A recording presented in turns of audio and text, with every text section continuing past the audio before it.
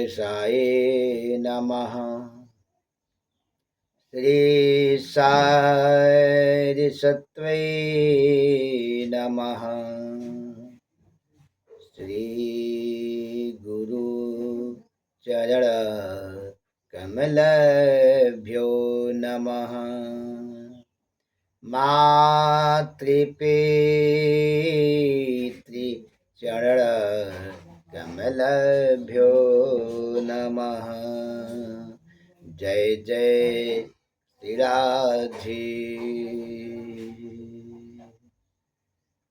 जय जय श्री राधे।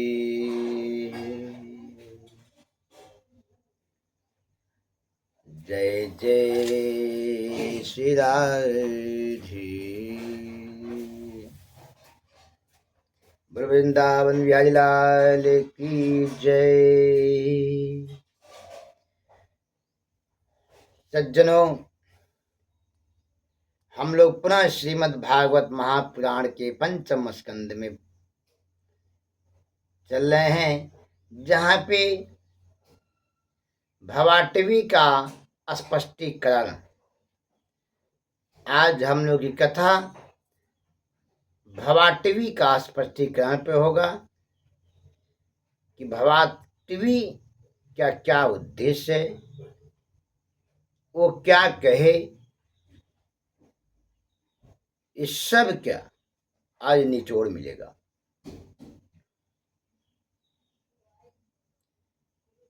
महाराज सुखदेव जी जड़ भरत द्वारा दिए गए उपदेशों का स्पष्टीकरण करते हुए कहते हैं कि यह जीवलोक विष्णु भगवान की माया से मोहित है और इस संसार रूपी जंगल में फंस गया है। इससे निकलने के लिए केवल भगवत भक्ति का ही मार्ग है। इसकी स्थिति ठीक वैसी है जैसे कोई व्यापारी व्यापार करने जाए और जंगल में भटक जाए। छह इंद्रियां ही डाकू हैं। ये इंद्रियां धन को लूटकर विषय भोग में लगाती हैं। इसके सगे संबंधी श्रृगाल हैं जो कुटुंबी का सर्वस्व हरण कर लेते हैं। अथ चयत्र कुटुंबिका दारपत्यादयो नाम्ना कर्मणा अवृकशृगालाय वाञ्छितोऽपि कर्दस्य कौटुम्बिनम् उदरमर्षशरं विषयतोषि हरन्ति।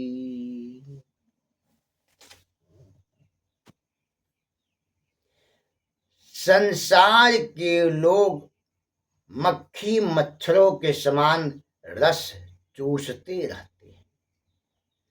कभी यह पाखंडियों के चक्कर में फंस जाता है, कभी रास्ता भूल जाता है, कभी वह क्रोध के वशभूत हो जाता है। जीव क्या है? जीव तमाम प्रकार चीजों से फंसता रहता है। जीव जन्म मरादि के कलेश भोगने ही पड़ते हैं। यह जीव पत्नी पुत्रादि में ही फंस जाता है। भगवान का काल चक्र हमेशा घूमता रहता है। काल सदा अपने रस डोले, ना जाने कब सर चढ़े बोले।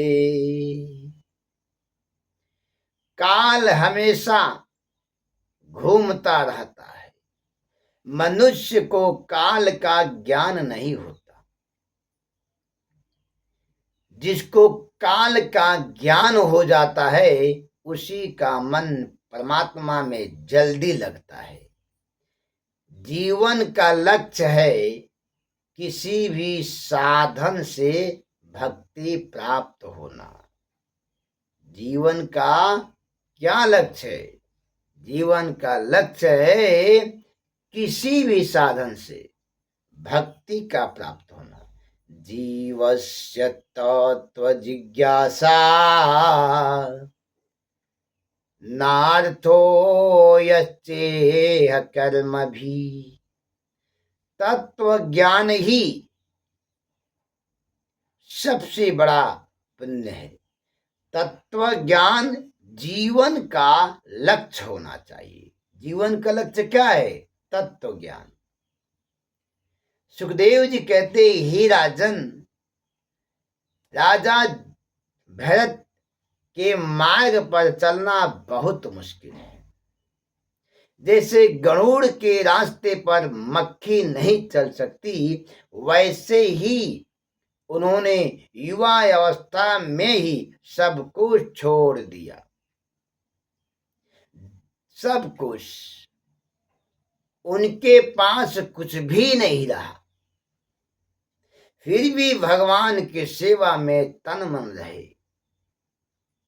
जिनको भगवत सेवा में सुख मिलता है उसके लिए सब कुछ तुच्छ रहता है, किसी से कोई मतलब ही नहीं रहता है। जो भगवान का पूजा करता है, जो भगवान की सेवा करता है, उसे दुनियादारी से कोई मतलब नहीं है। और जो भगवान का भी पूजा करता है और दुनियादारी में भी रहता है, वो तो एक समय पास कर रहा है। जब आप भगवान के हो गए तो भगवान ने सबको आपका वैसे ही बना देगा।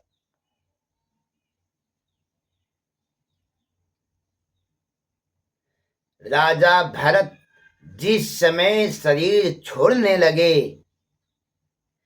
तब भी उनके मुख से भगवान नाम का ही उच्चार हो जाता है। क्या? श्री नारायण नारायण नारायण नारायण। ब्राह्मण कुल में भरत जी जब जन्म लिए थे तो उनके पिता ने उन्हें सिर्फ गायत्री मंत्र का जाप लगातार सिखा रहे थे। गायत्री मंत्र सिखा रहे थे, लेकिन गायत्री मंत्र सीख ही नहीं पाए। ये सीखे तो श्री नारायण, बस नारायण ही करते थे। मनसा जाप, अजपा जाप करते थे। अजपा सांसों के द्वारा सिर्फ जाप करते थे, नारायण नारायण। चाहे ये कहीं बैठे रहें, नारायण का जप इनका चलता रहता था, मानो नारायण इनके सामने हो और नारायण से बातें करते हो। ऐसी व्यवस्था जड़ भरत थी। युवा अवस्था में किसी को कह दिया जाए कि तुम भक्ति करो, युवा अवस्था में किसी से कह दिया जाए कि बिना ईश्वर के दर्शन किए कहीं मत जाओ, युवा अवस्था में किसी से कह दिया जाए कि बिना भगवान का पूजन किए अन्न ग्रहण न करो, तो सबसे बड़ा दुश्मन वह आपका ही होगा। और वह आपको इतना कुदृष्टि से देखेगा कि उसके बस चले तो आपका गला दबा देगा। लेकिन जड़ भरत जी को किसी से कहने की आवश्यकता नहीं थी और न कुछ कह रहे थे। उनका सिर्फ एक उद्देश्य था, मुझे भले लोग संसार के लोग पागल कहे, मुझे भले संसार के लोग मूर्ख कहें, मुझे भले संसार के लोग कुछ भी कह दे, लेकिन मैं भगवान का पूजा, भगवान का अर्चन, भगवान का नाम लेना बंद नहीं करूंगा। युवा अवस्था तूफान का युग होता है। युवा अवस्था बहुत कठिन युग होता है, बहुत कठिन। युवा अवस्था खतरनाक अवस्था है। इस अवस्था में शांति का मार्ग और अच्छे जगह पहुंचना किसी दैव योग का, किसी महात्मा संत का प्रभाव होगा, तभी ही वह भक्ति मार्ग को अपनाएगा। अन्यथा लोग कहते हैं कि युवा खेलने, खाने, पहनने और सुख का अवस्था है। वृद्धावस्था में भगवान की पूजा करनी चाहिए। वृद्धावस्था में भगवान का ध्यान। वृद्धावस्था में क्या खा करोगे? वृद्धावस्था में आंख से दिखाई नहीं देगी, कान से सुनाई नहीं देगी, जिह्वा से बोली नहीं निकलेगी, गला रूठ जाएगा, पैर की जो हड्डियां हैं वो ढीली हो जाएंगी, चलने में परेशानी होगी, हाथ जो है वह कांपेगा और जिह्वा बोलने में लड़खड़ाएगा। वृद्धावस्था बहुत जितना ही तेज युवावस्था में दिमाग चलता है, जितना ही तेज युवावस्था में शरीर की गति करती है, उतना ही धीमा वृद्धावस्था में शरीर की सारे तंत्र काम करना बंद कर देते हैं। तो क्या तुम भगवान का भजन कर पाओगे? हैं? तमाम प्रकार की वृद्धावस्था में चिंताएं हो जाती, पुत्र आगे नहीं बढ़ेंगे, मकान नहीं बनी, घर नहीं बना, व्यवस्था नहीं हुआ, तमाम प्रकार की फलना कैसे होगा, चिल्लाना कैसे हो गया। युवा अवस्था बड़ी खतरनाक है, अब वृद्धावस्था जर्जर है। तो भगवत भक्ति करना इन सबसे कठिन है। किसी संत महापुरुष का जब असर होगा तो युवावस्था में भगवत प्रार्थना होगा। भगवत प्रार्थना करने से वृद्धावस्था बहुत अच्छी से कटती है। जो युवावस्था में भगवान को प्राप्त कर लिया, जो युवावस्था में भगवान का पूजा कर लिया, जो युवावस्था में अपना नियम भगवत प्रेमी बना दिया, उसकी वृद्धावस्था बहुत अच्छी से कटती है। वृद्धावस्था में आप कुछ नहीं कर पाएंगे, कहीं जा नहीं पाएंगे, न कहीं आ पाएंगे।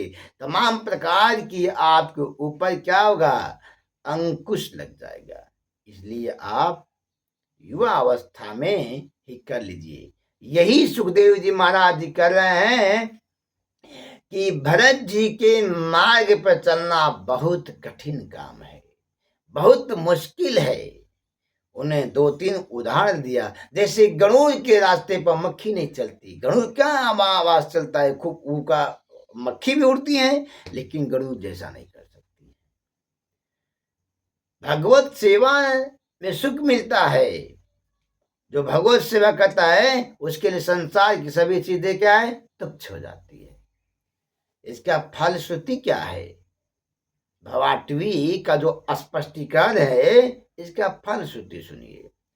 सुखदेव जी कहते, हे राजन, हमने तुम्हें राजर्षि जड़ भरत का जो ये कथानक सुनाया है, यह आयु, धन आदि को बढ़ाने वाला तथा मोक्ष को देने वाला है। इस चरित्र को जो श्रद्धा से सुनता है अथवा दूसरों को सुनाता है, उसकी सभी मनोकामनाएं क्या होती है? पूर्ण होती है तथा उसे भगवान की निश्चल भक्ति प्राप्त हो जाती है। लेकिन श्रद्धा से सुनेंगे, मन से सुनेंगे तब। इसके श्रवण से मनुष्य आत्मा राम हो जाता है और किसी भी कोई वस्तु की कामना नहीं करता है। यानी कि जो भगवान के शरण में चला गया, उसे किसी चीज की आवश्यकता ही नहीं पड़ेगी, क्योंकि परमात्मा उसके मन की सारी बातों को जानते हैं। क्योंकि मन का तार परमात्मा से मिलता है, आत्मा का मिलन होता है, साक्षात्कार होता है। इसलिए परमात्मा सब कुछ जानते हैं। जहां पे आपका सारा कार्य रुक जाए, वहां पे आप परमात्मा के ऊपर छोड़ दीजिए। वही रास्ता बनाते हैं, वही व्यवस्था करते हैं।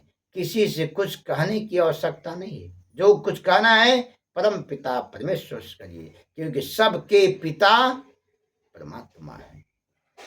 उनसे कहिए, वही आपके सारी समस्याओं का हल बताएंगे। उनके पास सभी समस्या का हल है। ये था भवाटवी का स्पष्टीकरण। महाराज परीक्षित को सुखदेव जी बता रहे हैं।